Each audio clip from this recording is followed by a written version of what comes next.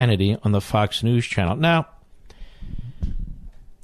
as you keep peeling this stuff back, it's really unbelievable the extent to which the Obama administration was trying to interfere in this election, and in fact working with the Russians. The Hillary Clinton campaign and the DNC, they laundered their money into Fusion GPS to get this guy Christopher Steele, an ex-foreign spy, who claims to have been working with individuals in the Kremlin to get information on the president. Information that has never panned out. He also winds up on the FBI's payroll for a period of time. Then he leaks. The FBI says, well, we can't have a leaker. Only Comey and McCabe can leak. Only Strzok and Page can leak, so we're going to have to dismiss you. Meanwhile, he continues gathering information, he claims, provides the information to an individual by the name of Ohr, O-H-R, who happens to be Associate Deputy Attorney General of the United States. And Ohr provides that information to the FBI, so they do it through the back door. Stay with me. Ohr is a federal official at the Department of Justice, gathering opposition research on the President of the United States, feeding it to the FBI.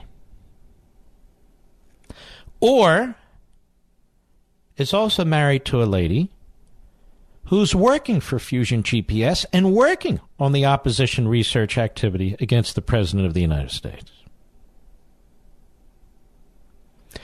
Ohr also has repeated contacts with Christopher Steele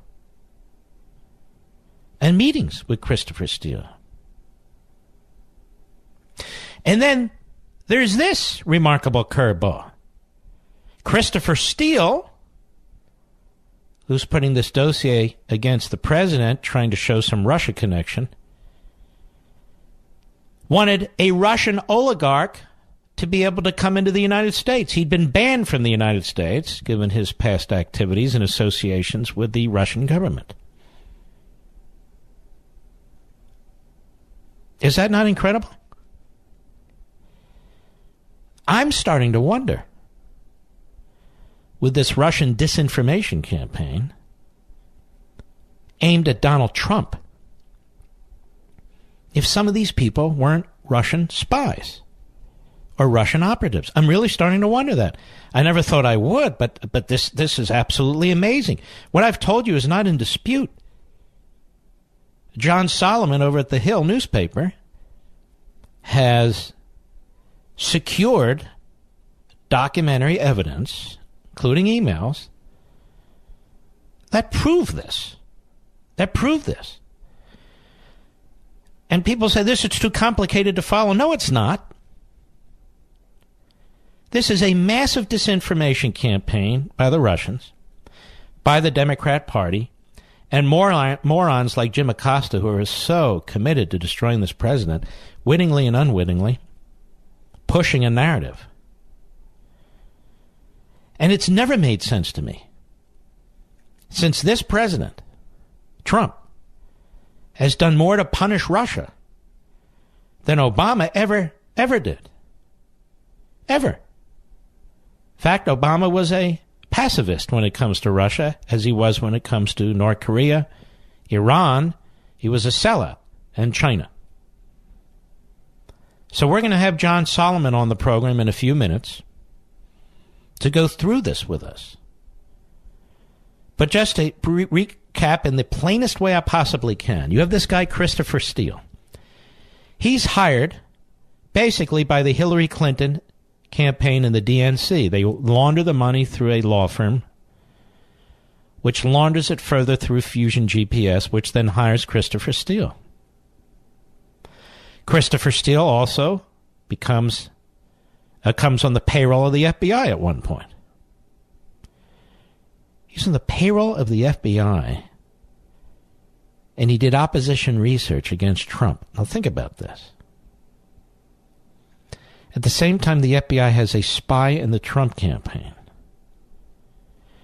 The FBI uses this dossier to get a warrant against Carter Page, which is an excuse to undertake surveillance against the Trump campaign. By the way, Jim Acosta didn't break any of this, just so you know.